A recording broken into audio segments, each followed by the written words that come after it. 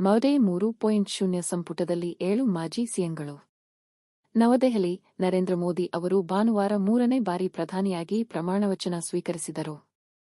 ಮೋದಿ ಸೇರಿದಂತೆ 7 ಮಾಜಿ ಮುಖ್ಯಮಂತ್ರಿಗಳು ಇಂದು ಪ್ರಮಾಣ ವಚನ ಸ್ವೀಕರಿಸುವ ಮೂಲಕ ನೂತನ ಕೇಂದ್ರ ಸಚಿವ ಸಂಪುಟದ ಭಾಗವಾಗಿದ್ದಾರೆ. ಇತರ 6 ಮಾಜಿ ಮುಖ್ಯಮಂತ್ರಿಗಳೆಂದರೆ ಎಚ್.ಡಿ. ಕುಮಾರಸ್ವಾಮಿ, ಕರ್ನಾಟಕ, ಶಿವರಾಜ್ ಸಿಂಗ್ ಚೌಹಾಣ್, ಮಧ್ಯಪ್ರದೇಶ, ರಾಜನಾಥ್ ಸಿಂಗ್, ಉತ್ತರ ಪ್ರದೇಶ, ಮನೋಹರ್ ಲಾಲ್ ಖಟ್ಟರ್, ಹರಿಯಾಣ, ಸರ್ಬಾನಂದ ಸೋನೋವಾಲ್, ಅಸ್ಸಾಂ ಮತ್ತು ಜಿತನ್ ರಾಮ್ ಮಾಂದಿ, ಬಿಹಾರ. ಅವರು ಇಂದು ಕೇಂದ್ರ ಸಚಿವರಾಗಿ ಪ್ರತಿಜ್ಞಾವಿಧಿ ಸ್ವೀಕರಿಸಿದರು. ಈ ಪೈಕಿ 5 ಮಾಜಿ ಮುಖ್ಯಮಂತ್ರಿಗಳು ಭಾರತೀಯ ಜನತಾ ಪಕ್ಷದವರಾಗಿದ್ದು, ಕುಮಾರಸ್ವಾಮಿ ಮತ್ತು ಮಾಂದಿ ಬಿಜೆಪಿಯ ಮಿತ್ರ ಪಕ್ಷಗಳಾದ ಜನತಾ ದಳ ಸೆಕ್ಯುಲರ್ ಮತ್ತು ಹಿಂದೂಸ್ತಾನಿ ಅವಾಮ್ ಮೋರ್ಚಾವನ್ನು ಪ್ರತಿನಿಧಿಸುತ್ತಾರೆ.